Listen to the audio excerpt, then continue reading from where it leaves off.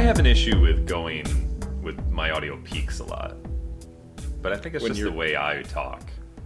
I just sometimes get loud, and I want to emphasize what I'm saying. Yeah, I mean, I understand that. When we can afford a producer, he'll do all that stuff for us. That'll be fine. Okay, go for it. Welcome, everyone, to Aaron and Justin Talk Sequels, Hi. Our movie podcast about sequels. We have a very special one-shot episode today, talking about the one and only sequel that famed director Martin Scorsese has ever done. Mm-hmm. He's done 2 remakes. Can you name them? Oh my God. Cape Fear. And And what was the other remake? I The can't Departed. recall. What is it? The Departed. Yeah, right. Is that considered like a remake? It's based on a 2002 movie. Well, it's so based on a Hong Kong film. Yeah. Yeah, so it's a remake of a foreign film. That counts. I don't know, because when you say counts. remake, I always think there was a previous American film made in the 40s, and now somebody has now made a new one. But if you say he's done one remake and an American version of another film, is what I would say. So did David Fincher remake The Girl with the Dragon Tattoo, or did he just do an American version of it? No, it's cinema is one family, and it's one. Okay. And it's remake or something. This is all I'm going to take from this is that Justin says cinema is one family. That's a good line. It's going to be on all the YouTube podcast videos and everything. So we're talking about The Color of Money. Yes. The 1986 film. I didn't look at box office because I didn't really care. It did pretty good. I think they movie. spent about $9 million. It was either $9 or $19 million on making it, and then they got about $52 million box office. So it was a pretty good hit as far as 80s money goes. Yeah, 80s money. It's good. It was based on a book that came out in 1984, and it's doing this podcast has made me really sit down and take a critical eye at a lot of aspects of filmmaking that I had never paid attention to before. And one of these that I love is that people always love to jump on film properties, things that could be turned into movies, and they jumped really quickly. Yeah. This was a sequel to the 1961? Yep. The Hustler. Film The Hustler, which was based on a book that came out in 1959. Mm-hmm. So really short turnarounds for both of these movies to be adapted from their respective books. Yeah, I think it was even more popular back in the 50s and 60s that if somebody wrote a book, a film company would immediately snatch up the rights because I think more people read back then. So they knew that they would have something that would have an automatic fan base because the book already came out. So yeah, every movie you like, it seems like there was a book that came out at least a year or 2 years prior. That's it, before they made it into the film that you love. It was always based on a book that came out at least a year or 2 years prior, and that was it. And this is a phenomenon that continues today, and it's such a thing now where books are written with the film rights in mind. Yeah. Comic books are written with the film rights in mind, so that that's their goal, is to make a medium so that a different medium can take it on, especially with the vertical integration now of comic books and movies, having it all owned by the same company. They have Disney especially is really good at that, where they have everybody on the same page. We're doing X, Y, and Z, and it's for good or ill. You know what I mean? They do. Yeah. Yes. It can hurt, I'm sure, as much as it's a good thing. I want to go through and just talk about what we thought of Scorsese and the actors real quick. Just the top 3. Yeah. Where do you stand on Scorsese?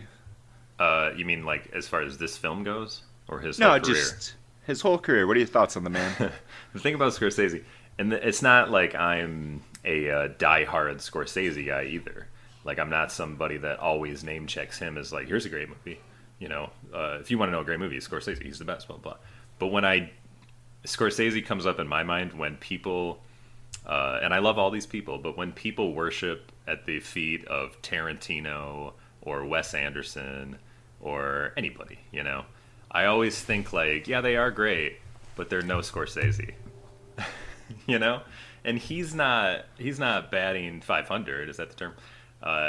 He's made some movies that aren't that great, and he's made some movies that are masterpieces. But I think if there's one filmmaker, at least of my knowledge of American movies, that you would say is the greatest filmmaker, I'd probably say Scorsese. I mean, I respect the man, but I don't think there's ever been a movie on his filmography where I've been like, I need to watch this movie 12 times. Yeah, I'll give you that. That a lot of his stuff is so emotional and violent sometimes that it's hard to get a rewatch out of it. Yeah. But it's hard not to say that Goodfellas is the perfect film. You know what I mean? It may not be the rewatchable movie, so maybe that's the one thing it fails at.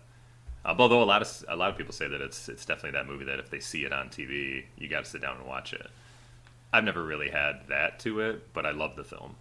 Like, I'm going through his filmography here, and there's so many that I haven't seen in years or have never seen. And I haven't seen all of his movies for sure. I am very interested in seeing the Nicolas Cage one, Bringing Out the Dead, which I wanted to see when it came out in theaters back in the day, and I never saw it, and now I've never seen it since then. I actually think I saw it in theaters. Did you? I don't think I saw it. I wasn't with you.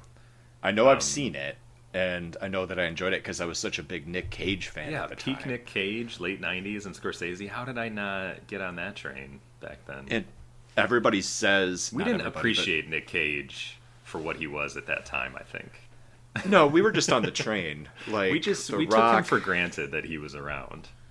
But now we look back and say, like, man, that was a good run for... he had like 15 years. Oh, yeah, he's really still doing solid. Good stuff, but, Peak Cage. Anyway. So, Scorsese. So, he's already got...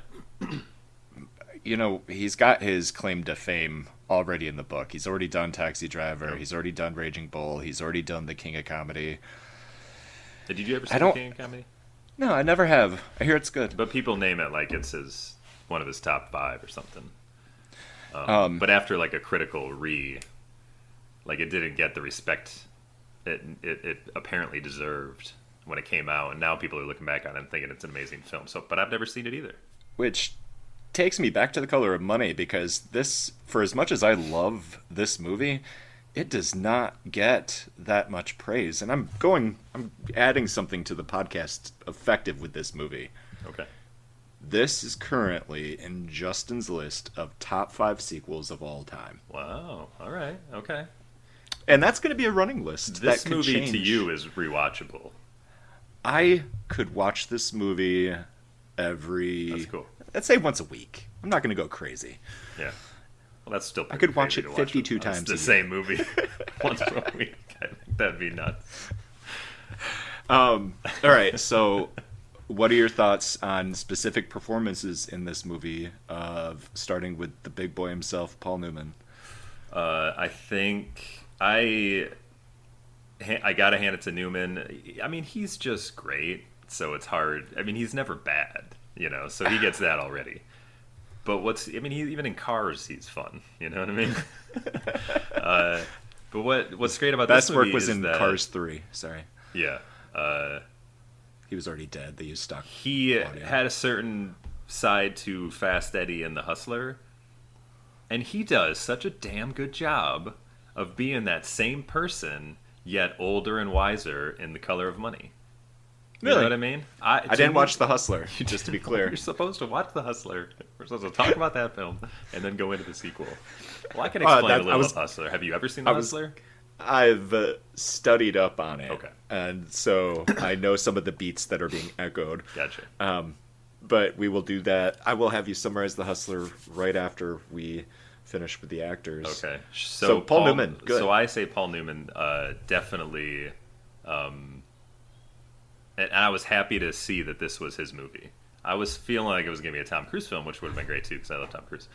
But it's actually Paul Newman's movie, and that surprised me. I thought it was going to be a sequel, and in like character only, but it was actually his story. So I thought that was great, and he did a great job, and probably well deserved the Oscar because I don't know who he was up against, but at the same time, I do feel like they gave it to him because they knew they should have given it to him for The Hustler.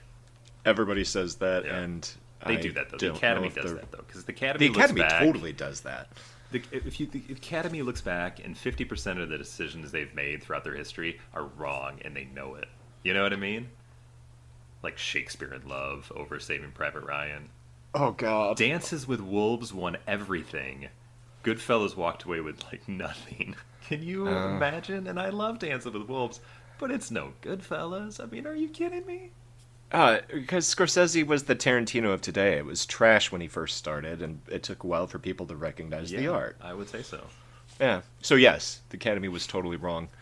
Moving it along, though, thoughts on the Tom Cruise? I love Tom Cruise in this because the difference between The Hustler and The Color of Money is that Paul Newman is very engaging. Like you want to watch him in The Hustler, but at the same time he's so goddamn emotional and sad throughout a lot of it that it was nice to see Tom Cruise actually having fun as a pool player. So that's what I enjoyed about The Color of Money is that he was like always having a good time with it, even when he was pissed off.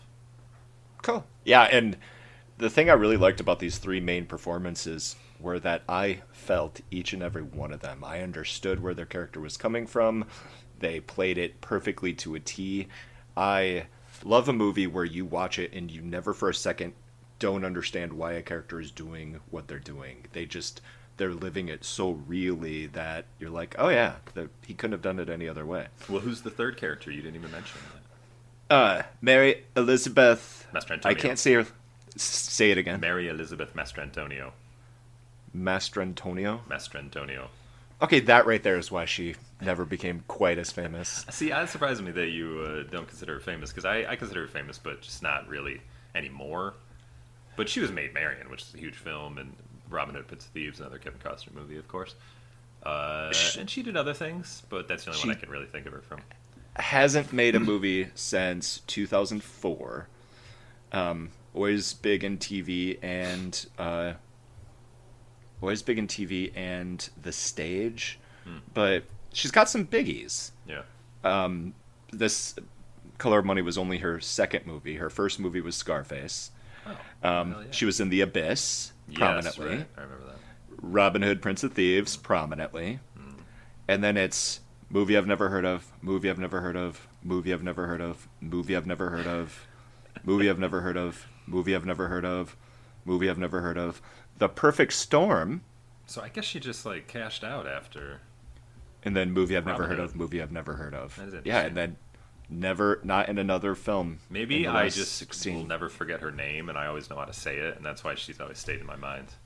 Well, and she's she's a dark-haired woman named Mary something something. Yeah. Just like the other Mary something something. That's true. There are a number of them. Oh, who is in Groundhog Day? Andy McDowell. Well, that's not who I'm thinking of. No, but she's got curly long hair. That's why you confuse her. Yeah, the one that was in Weeds, right? Something Winstead. There's one, and then there's another one that she's in 12 Monkeys. I'm just Mary Louise making this up. Parker. Mary Louise Parker. Is she the one in 12 Monkeys? No, she's the one in Weeds. Is that the same woman? Yeah, That's not the same she's woman. in Weeds. 12 Monkeys. And she was Anyway, with the two Jakes with Jack Nicholson. Anyway, go ahead. I loved her in this movie. Yeah, she was good, and she probably felt most real to me, because she didn't need a lot of backstory, but it was nice to see that he wasn't necessarily teaching her how to be the manager. He just had to give her a little push here and there, and then she kind of came into her own, but she wasn't flashy about it the way like Bert was, who was George C. Scott's character in The Hustler. But he didn't. Thank you. Can we talk about can we cover The Hustler real quick? And Yeah. if you could flesh out the concept that it's a pretty popular concept in sequels where you have actors maturing into different roles. So in The Hustler, we have Paul Newman as the young buck, and then we have George C. Scott's, what was it again? He was Bert. Bert as his Yeah. staker, and then we have Paul Newman's girlfriend, which was Sarah. what's her name? Piper Laurie. Mary Masterwell, takes over. It follows her a role. little bit of a map, the way the Hustler makes it, but it doesn't. Well, Yeah, go ahead. with Paul Newman making conscious decisions to not make the same decisions that Burt made in the first movie, To some degree, yeah. Yep. especially with Mary's Exactly. role. Yeah. So please, Okay, well, enlighten The us. Hustler, Robert Rosen, I think, is the director, based on a novel by Walter Tevis, who I always knew really well because he wrote The Man Who Fell to Earth, which was David Bowie's first film. Really? Well, he wrote the book, and the book's really good because I bought the Blu-ray and it came with the book, which is nice. Anyway, That's actually really cool. so Tevis wrote a 1959 novel called The Hustler about a pool player, Fast Eddie Felson, played by Paul Newman in 1961. And he's just a young kid, but he's really good at pool. And he wants to challenge Minnesota Fats, which is Jackie Gleason's character, who's just an unbeatable guy in New York. So A he totally plays him. fictional character, I want Yes. to add, Although because a lot he's of such a people- recognizable name. Exactly. Because a lot of pool players, after the fact, claimed that Walter Tevis had written about them. And Tevis was like, I didn't write about any of them. But one guy who everybody was sure it was written about him actually took the name Minnesota Fats and started playing it. Which is pretty, like, why not? Nobody's going to stop him. So now everybody believes it's about him. So anyway, so he challenges Fats to a game. And the interesting thing that I didn't really know about pool is because the movie's not explaining necessarily how it works. You just understand that you got to put it in the pockets in a certain order, and that's it. It's 9-ball. But the idea of for him to beat Minnesota Fats, it's not about winning the games. It's about having Fats say, "I'm done."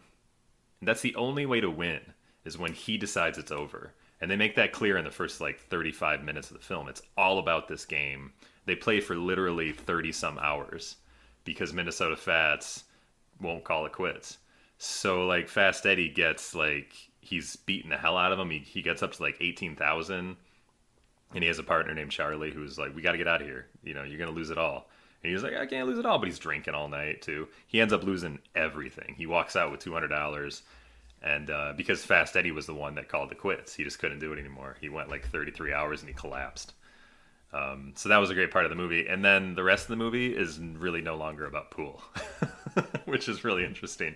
It's just about he meets this woman named Sarah who's an alcoholic, and they're both damaged people. Fast Eddie feels like a loser. She's an alcoholic, doesn't know what she's doing with her life. So, of course, they get together and just kind of have a rocky relationship. But there's still some love there that you can see. So it's really just about Fast Eddie wanting to get his mojo back. So he teams up with Burt, who was actually Minnesota Fats' partner or whatever. Because Burt, even though he knows Eddie's a loser, he knows he's a loser by choice. So he thinks he can still make money with him and kind of show him that he can be a winner kind of thing. Not in a nice fatherly way, but in a I want to make money out of you, so get your shit together kind of way. And it all comes to a head where they're on tour, hustling here and there. And Burt has a demeaning sexual encounter with Sarah, Fast Eddie's girlfriend, and she ends up killing herself in the bathroom, slitting her wrist or something. And that, drives Fast Eddie away. Obviously, the whole thing comes crashing down. And at the very end, he wants to challenge Minnesota Fats again. And then he ends up beating him because Minnesota Fats is like, I can't do it. You're too good. You win. That's the kind of thing. And then Burt wants his money because he still assumes he's his manager. And Fast Eddie talks him out of it by saying, I'm not going to pay you. And if any of your guys come and beat me up, they better kill me because I'm going to come back and kill you if they don't. And he walks out. And that's how it is. So that's pretty much the movie. So we fast forward 25 years, and Fast Eddie is now running the liquors. Yep. He runs the booze. Well, he has his own booze, right? Is that what Like, it is, or he no, he's just scamming. sells other booze? Like, he's still doing the same hustling thing, but Yeah. like his girlfriend owns that bar, or they both own the bar. What It wasn't happens really clear. there? Yeah, it wasn't really clear. But at one point she asks him for wild turkey labels. So like they're selling knockoff booze and presenting it as top shelf. Just a simple little hustle there. So Fast I Eddie, thought that might have been what it was about, but I didn't quite get that. and I mean, I'm sure he's running other stuff on the up and up, but yeah, he's definitely still hustling. And he's now moved on from playing pool to staking young pool players, which you could see at the beginning of the movie, because he's staking John Turturro. Yeah. He came And out of we're nowhere. introduced. Yeah. I didn't expect him to be in it. I didn't think he was active this much this early. Yeah, 86. That is surprising. Yeah. But John Turturro is getting his butt kicked by Tom Cruise. Vincent. We have this conversation going with Paul Newman and his girlfriend, and John Turturro just keeps coming up to get more money. And that's when he notices, oh, what is he doing? He's blowing it. And that's when he starts watching Tom Cruise, and he sees the talent in Tom Cruise, the pure ability. And he's more excited about what a dumb, nice kid he is. He's a great pool player who's also just a dumb, nice kid. And he sees something that he could change, make better. So he wants to take Tom Cruise under his wing. And he sees that as the real opportunity to get in there is with his girlfriend, with Mary Elizabeth. What's her name in the movie? Because I don't want to say Mary Elizabeth Carmen. anymore. Huh? Carmen. Yep. So he talks to Carmen, gets her down with the idea, and they have a little conversation here that I loved about how her and Tom Cruise met. Do you remember? How did they meet? Yeah, it They- was like they both met in jail or something, right? Like, So they 'cause met- he robbed her place? Was that one of Because Carmen's old boyfriend and her robbed Tom Cruise's mother. them? Yes, that's it, right. And they met after she got caught at the police station. So he might have been giving a statement or something.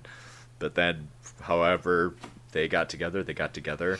And she's still wearing his mom's stolen necklace. Yes, right. And she wears it proudly and tells Paul Newman that story proudly, that she's hanging out with this dumb kid and he doesn't even know that this is his mom's necklace. Do you know what he said to me when he saw it? My mom has one that looks just like that. And it just 'Cause he's does a so dumb much. kid. Yeah, to show you how much of a dumb kid Tom Cruise is. Right. The thing I took from it was like Paul Newman was on his own. He lost his partner when Burt came to him, basically, in The Hustler. And there was a woman involved, but she wasn't involved in the way that it was a workable situation, and that's what went to hell. Is that she was just a hanger-on almost, and she had issues too, and it really affected him. So Paul Newman knows that if he's going to, this is what I think, if he's going to take on some kid to try to be his mentor and make some money off him, he immediately has to get the girl in the picture involved. So he talks to her and basically like decides, you're his manager, and this is what you need to know. And that's why I like that conversation, the two of them have. Well, you should have known that, you should have said no. Now you should have said yes. See, these are things you gotta know. You know what I mean? So he like basically decides for her that she's his manager, but she takes right to it, Takes right to it because she's already basically doing that stuff. She's just doing it as a little con artist. Right. And Newman wants to make it legit con artist, if that makes sense. And not do it like in an amateur way. He wants, you're gonna do it. You got to do it the right way. I'm a hustler. Let me tell you how to do it. This kind of thing. So what I'm taking away from this is he sees Tom Cruise and he immediately sees his self. He sees what he was back then in Tom Cruise. And he's thinking that if this person had more guidance, he wouldn't be old hack selling liquor in a freaking bar. He's really starting to relive those glory days. Well, he retired. He said he got retired. Somebody retired him. But he's very happy with this woman. You know? He is. Life seems fairly good for him. This is why, for me, it was a little odd that... I don't know if he really saw himself in Tom Cruise. I think he's always taken on pool players because that's just what he does now. He doesn't play it anymore. But he's got a life, he makes money, he's got a girl, and he takes on pool players, so this is just the next one. But he sees that this guy's a little different, so maybe he can go far. But I don't know if he really sees himself in it. That was just my take. I know, and it's tricky. You made it seem like he is hurting, and he needs to get back in there, and he doesn't know how to do it. And I never felt that. That doesn't happen yet. The second they go on the road... Okay, so we're jumping ahead. So, he visits Tom Cruise at his real job, which is amazing. Which is at a Toys R Us, basically. Yeah. But he's good at it, you know? Like, they show him good at that job. He's good at whatever he does, which is just another little... He's such a nice boy that they are just corrupting. And they are doing it just... And he says it very cleanly every single time. This is about money. We're here to make money. If we're not making money, then we're not doing it right. And that is... I mean, they're really just taking a nice boy and teaching him to be a bad boy. But when you got a talent, you got to use it. Yeah. Or it's a waste. That's the way. That's Newman's world. But also, if Vincent wants to be in this world, then that's what it's going to take. And he brought himself and his girlfriend into the pool hall, so clearly he wants to do it. Like, I don't see him ever trying to... I don't see him trying to hustle anybody or try to make money at pool until Carmen's influence, though. Like, I think he was Carmen... being... Oh, I'm sorry. Yeah, Carmen's influence, right. That's possible. Yeah, like, I say that she's the beginning and Newman's, like, the final sledgehammer that takes him down the wrong road. Anyway. She made him a bad boy. So initially he says no, and then he meets with Newman again, and Newman gives him a balbushka.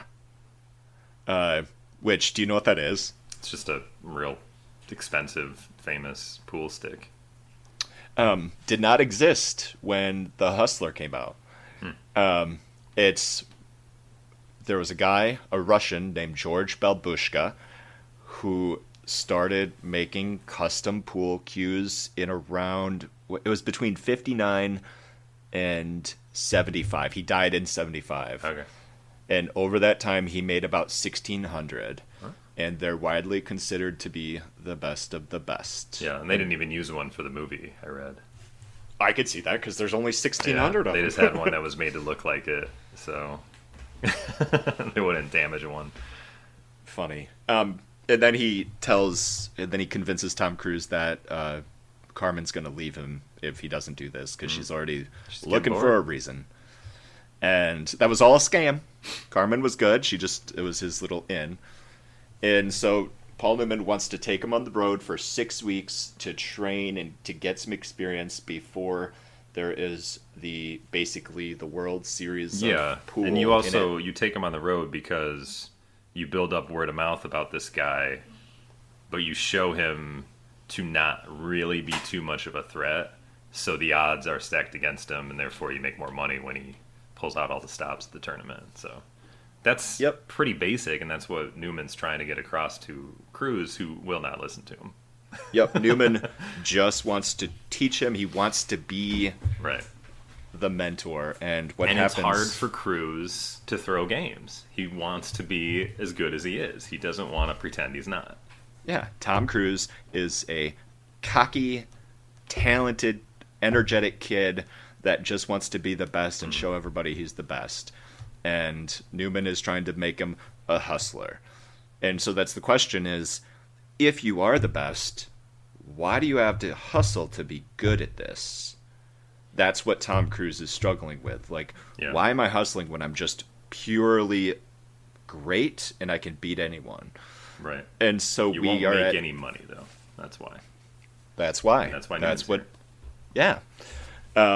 So they go on.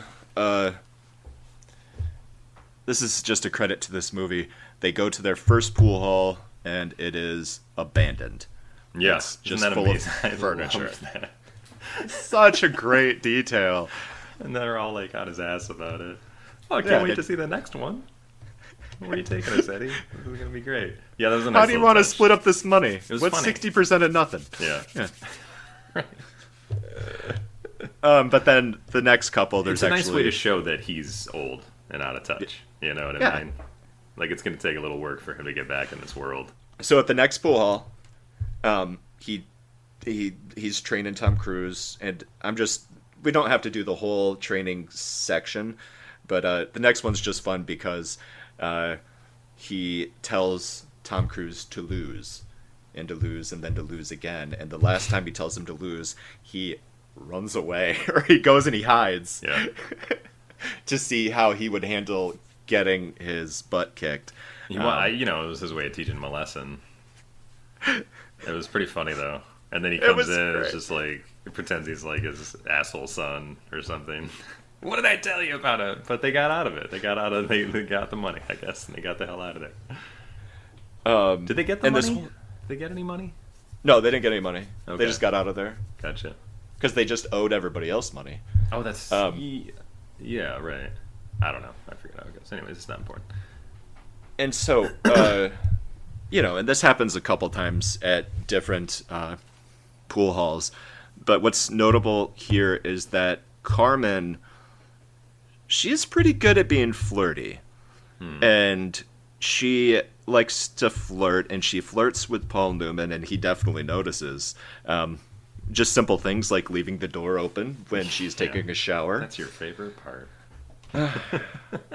No, it was the next part. And the next time Paul Newman goes in to see Tom Cruise, he's not there. And, he's not there because he's going back to the pool hall to take on the great player, which is an important part of the story. But he gets mad at Tom Cruise. Tom Cruise gets mad at him. They're just leaving. And he goes to check on Tom Cruise later, and he's not there. But Carmen is there, and she's in her underwears and her button-down shirt that's not buttoned. And Paul Newman does what I'm assuming, because I haven't seen The Hustler, the important opposite. Yeah, pretty much. He sets her straight right away, pushes her into the bathroom where that's where his girlfriend died. Yeah. And pretends to, forcefully be sexual with Carmen when he was never gonna. He was just trying to teach her a lesson that's not how we behave. We're professionals. This is about the money. Don't do that shit. Yeah, pretty much. You got it. So he's really trying to take the role of Bert, but he's trying to do it the right way in his mind. Because he's not as smooth as Bert, as much as he wants to think he is. He's not as smooth as Bert, but I think he can make some minor adjustments to make it work. You know what I mean? Like to not make the same mistakes that he was involved in his youth. You know, that kind of thing. George C. Scott was the ultimate cool in that movie. Really? He was cooler than Paul Newman in that film. God, I have a hard time imagining that. He was rich. He knew exactly what he was doing, but he was an asshole. Awesome. I think It's a Paul classic. Newman's not as smooth because he takes him to that pool hall that's freaking furniture store or something. You know what I mean? Like Fast Eddie wants to be smooth, but he's not, and that's fine. So Tom Cruise is mad about Paul Newman's constant lectures about the right way to do it, and Tom Cruise still doesn't care. He just wants to be the best. And so Tom Cruise has gone back to that pool hall, and he's taken on the best of the best player, which Paul Newman told him not to do because his identity was going to be blown. He wasn't going to be able to build up any more, you talked about it earlier, and the words are missing. It's like the word of mouth. Yes, the word of mouth piece. Oh, this guy's really good. That kind of thing. It'll make it all the way to Atlantic City, and then the odds against him won't be as great. To bet on. To bet against, basically. To make and money. So there's Tom Cruise blowing the whole plan. Yeah. And Paul Newman's just done with it. Yeah. He's I'd be pissed just too. done. And so he's pissed. And how does he get... How does it happen where he decides to go out and play pool? Did they just get back to the hotel and he's like, I'm leaving, where's the babushka? See, that was my issue with the film. This is where it starts to... Number one, he's so emotional all the time. He is. Like his way of handling things is to leave and drive away, and not tell anybody what he's thinking. You know what I mean? Like that's what bothers me as far as the script goes. When characters don't talk to each other about obvious things that they could just say because you would understand what they're feeling. But if they do talk about it, then it doesn't move the plot along. It doesn't give people the wrong idea. So they keep going. You know what I mean? That's such a Scorsese thing, though. Having the strong, silent male. Yeah, it's not him though. It's not just him. It's a lot of movies, But oh, sure, but it's definitely something that he's known for. When people just don't communicate in a film, it's generally only because if they told you what they were thinking, it would ruin the plot. You know what I mean? Like it's better for him to go off angry than to actually tell Vincent in the pool hall what he was, or they wouldn't know how to end the scene. You know what I mean? Like that's how I feel. So that bothered me. Anyway, so why does he go play pool? I don't know. He's mad. Apparently, he's got to get his mojo back. But there was no point in the movie that said he's been dying to get it back. No, this is him just blowing off steam. This is him just mad. He's going out to get drunk and play some pool. I guess so. And But he was retired, and he was happily retired. Yeah, but ever since he's been on this trip, he has been seeing this, and he's been reliving it, and he's just enjoying it so much. It's itching at him. And this isn't him trying to get back in right now. This is him just blowing off steam and playing some pool. Playing pool against a very young Forrest Whitaker. Yeah. I was surprised to see him, too. I didn't know he was in here.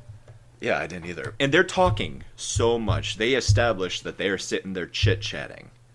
Because Paul Newman's doing his thing, but what we don't know is Forrest Whitaker's just doing the same thing back at him. Yeah. When the hustler gets hustled. Oh, that part I liked. Because it hits you when you think you're so good at something and somebody else takes you down. You know what I mean? And you're just it's the final straw for Paul Newman. Like, he's trying to take the role of Bert, and so he's trying to teach a kid, and he's failing, just failing terribly. And then he's like, I'm going to go blow off some steam, I'm going to play some pool, I'm going to hustle some people and feel better about myself, because that's what he's good at. And then he goes, and then the hustler gets hustled, and he's like, okay, so I'm not good at anything.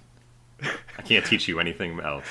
I can't teach you anything, and I also am not a very good hustler, as it turns out. So here's this money, go be good, you're great, I'm done with this shit. Right.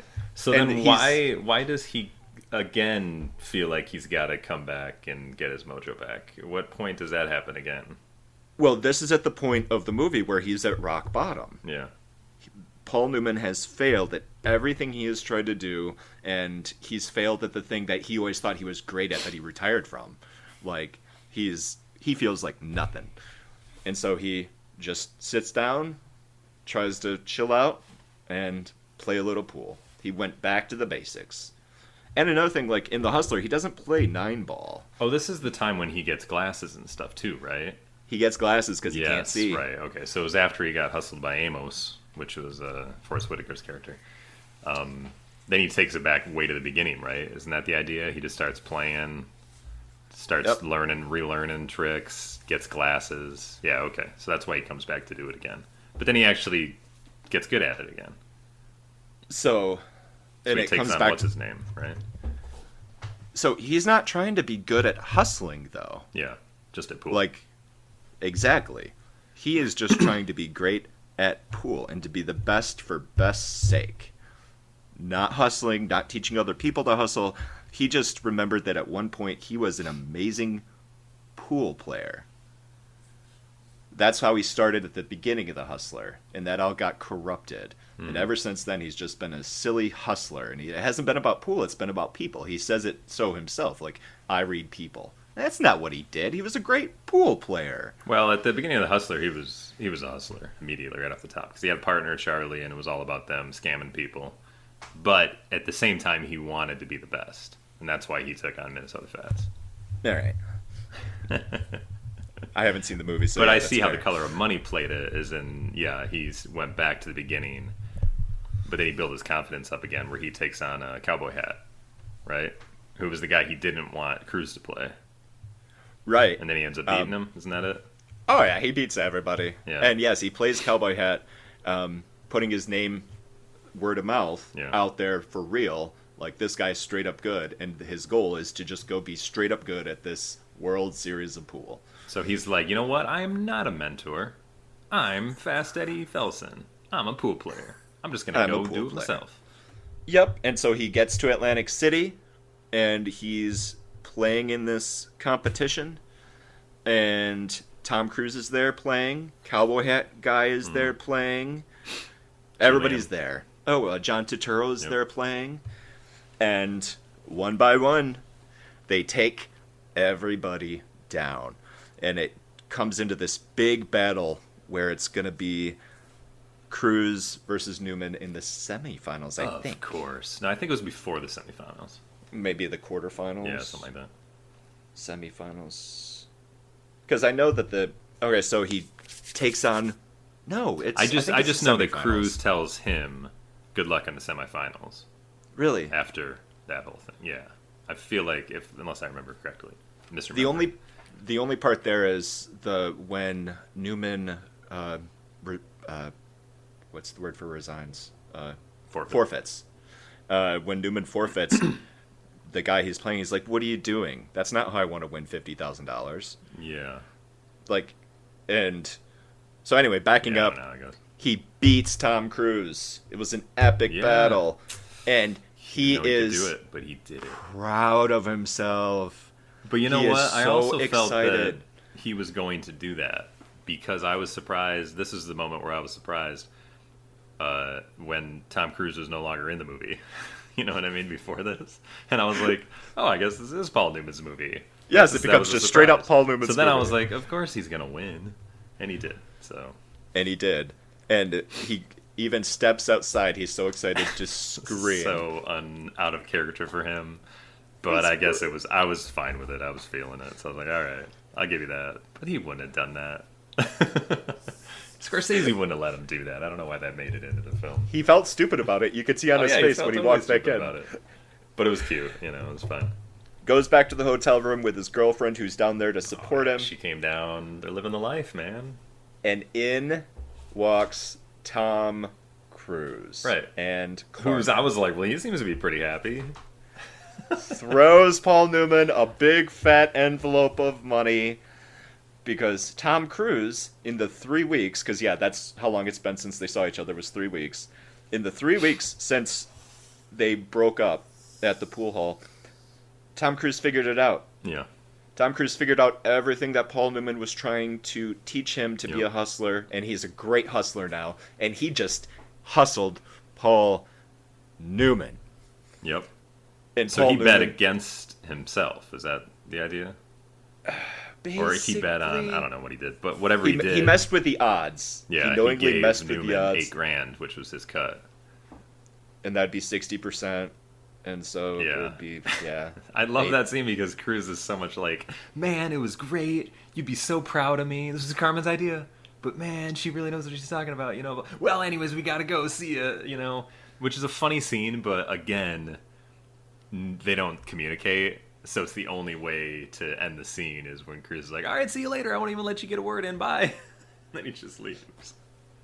But it did throw me for a twist because I didn't expect that either. So I was just like, it was a nice twist that he was actually hustling him. I completely forgot about it, and so it was a great twist. It was really good.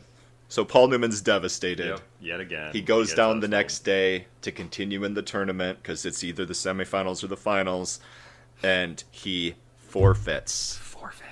Can't even play. And you want to know why he forfeits, ladies and gentlemen of the audience? You already know, but I'm going to say it out loud because real men communicate.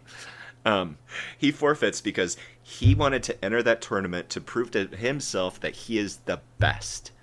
And he absolutely was not going to win knowing that it was a con. There you go. So he walks away, and him and his girl are planning on going. His girlfriend's always talking about going to the Bahamas, Yep. and for me, I really felt like Paul Newman was going to buy those tickets when this was over. But there's one thing Paul Newman wants to do, and that's to beat Tom Cruise straight up. Yeah, because he gave the envelope back to him because he was in the audience. Yep. And then Tom Cruise give the envelope back to him. Yep, Like, no, because you it's want it. his money. And so they go to the green room to play a game of pool one-on-one for real. And Tom Cruise doesn't want to do it. He doesn't know what he's trying to prove because he's a hustler now. Yeah. He's not But- old enough to understand what Newman's going through. But Newman lived that life. So that's why he's like, no, this is important to me to beat you fair and square. But Cruise doesn't really change at all through the movie. He's just still the same kid at the beginning. You know, I think he understands the money-making aspect, which is what something Newman was trying to teach him the whole thing. But I think that was as much Carmen kind of telling him what to do too, you know? Arguably, the only person who goes through a change in this movie is Paul Newman. Yeah. And But I argue there was no reason for any of that to happen.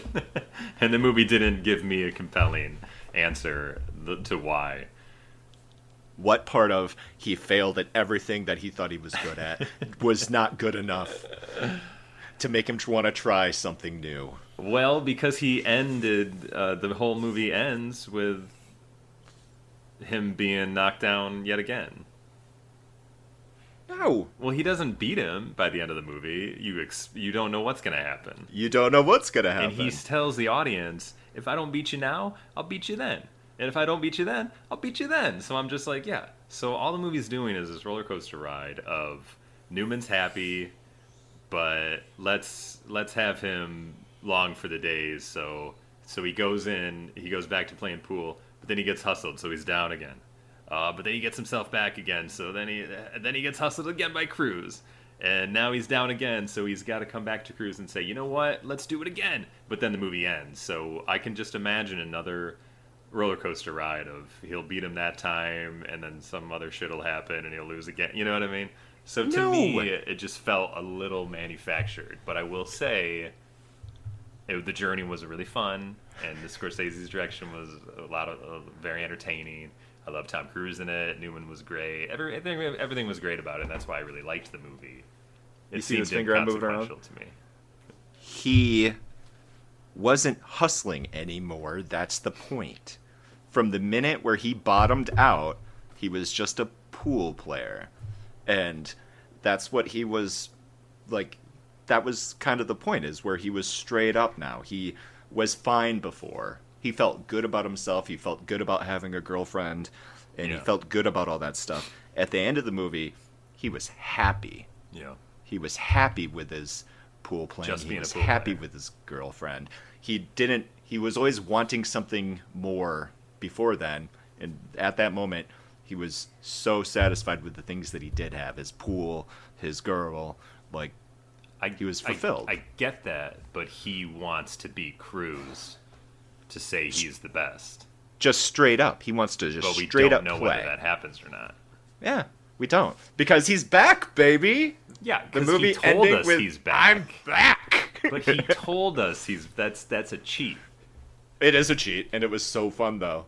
And a lot of people argue in the reviews I've read of this movie that was forced and that the last 10 minutes shouldn't exist and it should just end with Tom Cruise hustling him, cycling it around again and adding the I'm back. I say it fits. I certainly think a better ending is with just the three of them outside of a tournament in the pool hall, the way it ended. I think that's a better ending, but I do think it's a funny line to say, that's all. So I'm back! Because you don't, it's just, you're just telling the audience. It's cheating.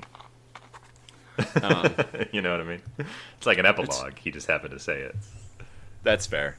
All right, but that was The Color of Money. Now, let me just quickly tell you why The Hustler is a better film. Well, everybody says that it's a freaking classic. It's the one thing about The Hustler that is hard for modern sensibilities, I think, is to watch it and try to think of how it was when it came out.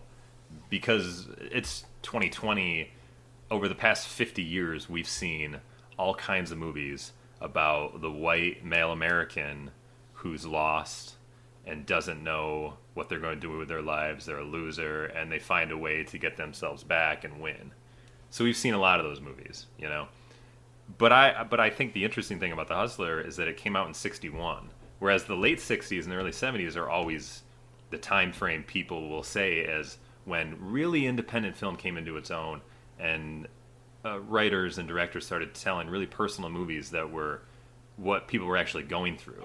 You know, like Easy Rider and Five Easy Pieces, and those kind of movies, and Bonnie and Clyde and The Graduate, just the stories about the white male Americans who were lost and trying to find their way in this crazy America, you know. So it's the fact that this came out in '61, I feel like this was like the first to ever do that. So I think it was one of the most realist films, I guess, that came out at that time, and that's why it's deemed a classic, because no one had ever really seen a film like that before, at least in American audiences. You know, it was all musicals, it was westerns, you know, where people were bad, and film noir, but nobody was really that genuine. You know, people had issues and were dangerous, but they weren't genuine the way Paul Newman was genuine in that film. And I think that's why it gets the classic thing. And that's why I think Color of Money is a fun film, but largely forgettable when compared to the story that Newman's involved in The Hustler. So I think it's a fine sequel, because I was impressed with Newman's ability to play the same character, yet clearly 25 years older and wiser, you know? You're a fun film that's easily forgettable. I said that really close to the mic. That probably blew out, so sorry. We'll see. What I said was that he's a fun film that's easily forgettable. Yeah. At least that's what his ex-girlfriends say. But anyway, do you have any ideas for what our next sequel series should be? I don't know. Yeah, because, I mean, it is kind of your turn to pick. So, I mean, you can go ahead and... Well, the good thing about The Color of Money is that we don't, with this installment, we don't look just like idiot fanboy assholes doing a podcast about 90s films that aren't that great. You know what I mean? Mm-hmm. Like, this actually gives us a little credibility. Hey, we did this Paul Newman film with The Color of Money, Scorsese, you know what I mean? So I don't know whether to continue in that vein or to then do the Robert Rodriguez's Desperado series. Ooh, that's a good one. But, you know, so there's El Mariachi, which is technically the first, and then Desperado is as much a sequel as it is a remake, you know what I mean? Yes. So I think it's still I think it still counts as a sequel because it does pick up after those events, even though it was it was made in a way that he was like, I'm going to do that movie professionally now, you know. So it was kind of a remake, but mostly a sequel, I think. And then there is Once Upon a Time in Mexico that followed that. Yeah, 3 movies that I've seen and love. There you go. So we could do that if you want, or we can try to be intelligent and fake intelligence and pick some other movie by, I don't know, Sidney Lumet or something. Did he ever do a sequel? I don't know. I don't know if he did. I think we should pepper them in here and there. I think the Desperado series is a great place to go. I haven't watched those movies in years. Mm-hmm. I had a couple in my head. Something that we should pepper in later, not now, is the closest sequel that I could think of a movie of this caliber was Godfather. Yeah, and right. God, those That's movies too are heavy. good. But yes, it's so heavy. I don't want to go there anywhere right now. That's too heavy, and everybody talks about it. It's kind of like us doing Star Wars, which I'm sure we'll enjoy to do someday, but now's not the time. It's going to be a long time. We have to talk about the concept of a sequel or a serial. Now, Empire Strikes Back is a sequel. Yeah. But after that, I don't know. We always try to end it with is it a successful sequel? So what do you think about The Color of Money? Thank you. The Color of Money completely passes every bit of every test. The sequel test, as we call it. The sequel test. It tells a complete story that begins and finishes. Yes. Well, for the most part, but we don't know who wins at the end. But yeah, in the world it built, it ends that world. I'll give you that. Paul Newman is a different person than he is at the end of the movie than he is at the beginning. I'll give you that. Yeah. Tom Cruise and Carmen are not. Well, they are because they're better hustlers, but like, well, he's the main character, so I guess you give him that. But and I mean, this nice boy is really set upon Yeah. a dark path. Like, this movie could have a really good sequel from Tom Cruise, where he's just a terrible hustler. 25 years from now, it'd be Yeah. fine. Wait, that that would have happened in by. 2011. Yeah. Well, they're just making a Top Gun sequel right now. That's coming out soon. So that's weird. Tom Cruise's filmography.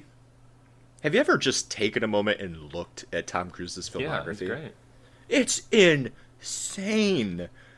Insane. All right, I'm just going to say this out loud real quick because Go it's ahead. been blowing my mind since I read it.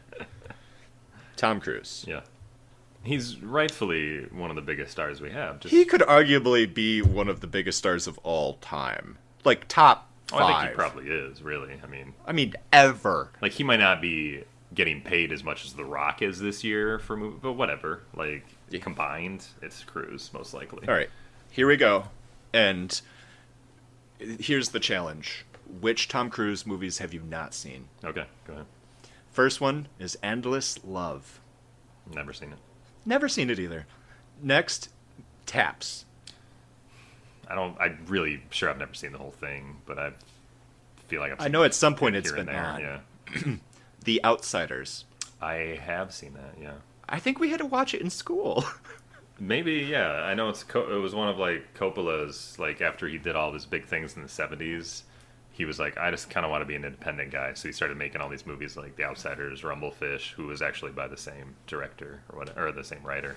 Yeah, I was going to say, like, The Outsiders is a book they made us read in school. So Yeah, I'm but can you assuming believe that that's the why- guy that made Apocalypse Now and The Godfather like made The Outsiders? That's That's- what's funny to me is that he definitely was just like, I'm scaling back. That's a conversation for a different day. Yeah. That guy. That fucking guy. So we got Losing It. Nope. Yeah, I'm not sure. Risky Business. That's one of my favorite films. It's great. Yeah. All the Right Moves. Yes.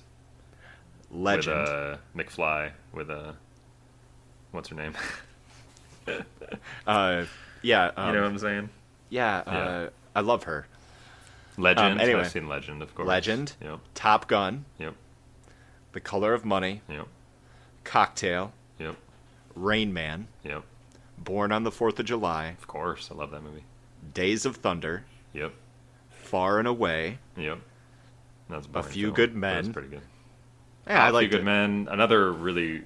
That's the one that comes on TV. Everybody sits down and is like, I gotta watch the whole thing. It's pretty fun. I know. But yeah. It's so good. You have to. The Firm. Mm-hmm. Interview with a Vampire. I've never seen that. It's good. Yeah. It's really good. Oh, I'm sorry. I've never seen Top Gun, so it's fair. That's true. I've never seen Top Gun. Mission Impossible. Of course. Love that. Jerry Maguire. Yep. Without Limits. Never heard of it. No. What is that?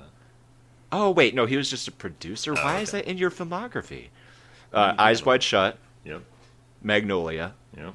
Mission Impossible 2. I feel like if I watch Magnolia again, it'll probably be kind of embarrassing to me.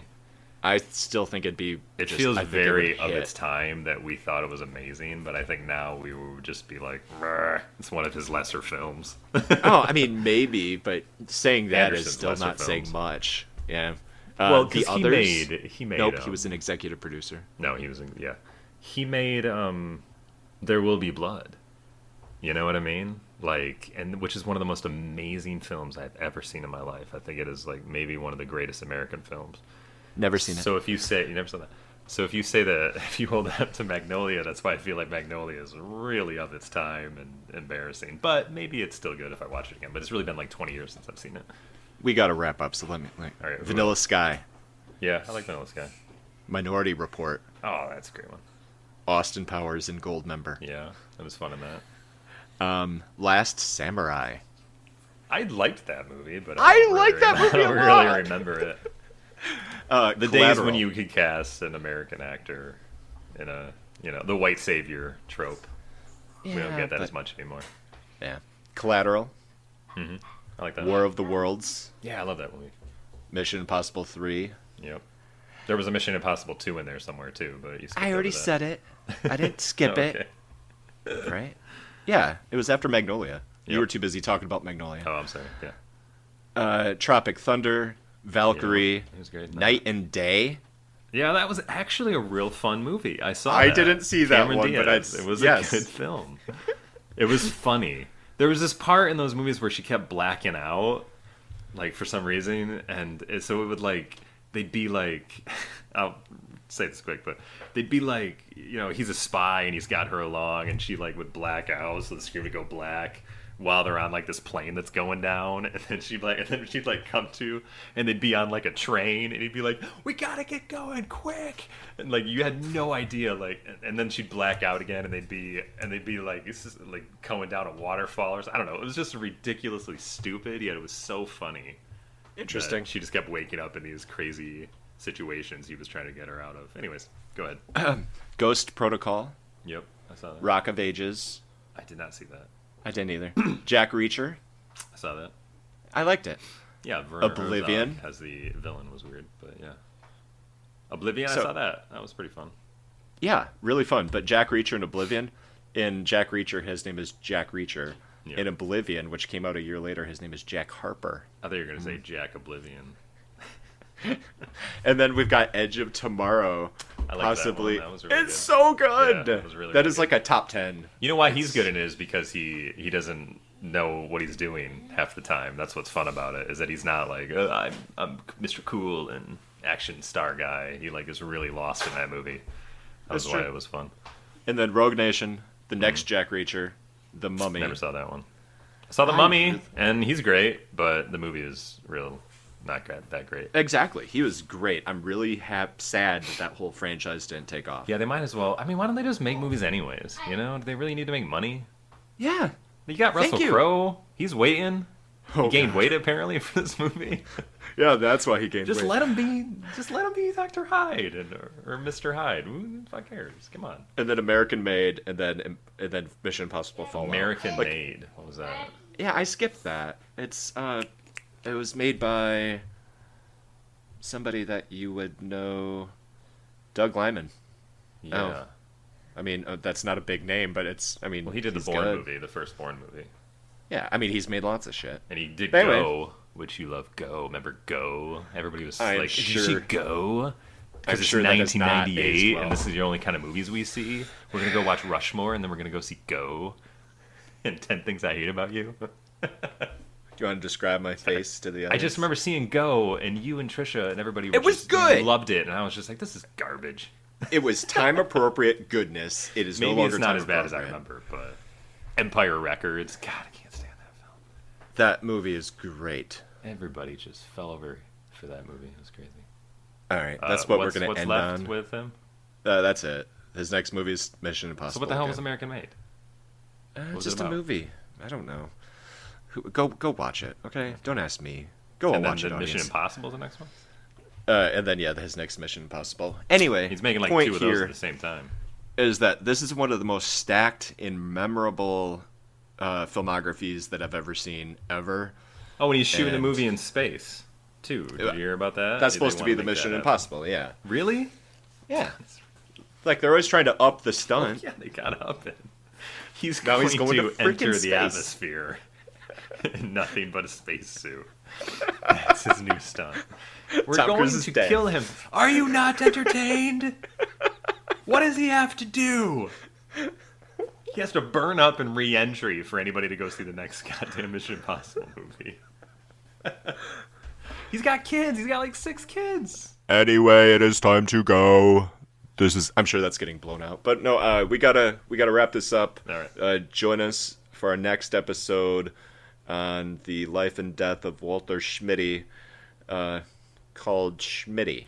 Called Yep, Schmitty. it's a Schmitty podcast next week for Aaron and Justin. No, that's a joke. What are we doing again? What's that first one? I was thinking Desperado. Desperado series Yeah. of sequels. Yes. So next week we're doing Desperado. We'll talk to you soon. This is Justin signing off. See ya. Thanks. Yeah, go to hell, Aaron. Goodbye.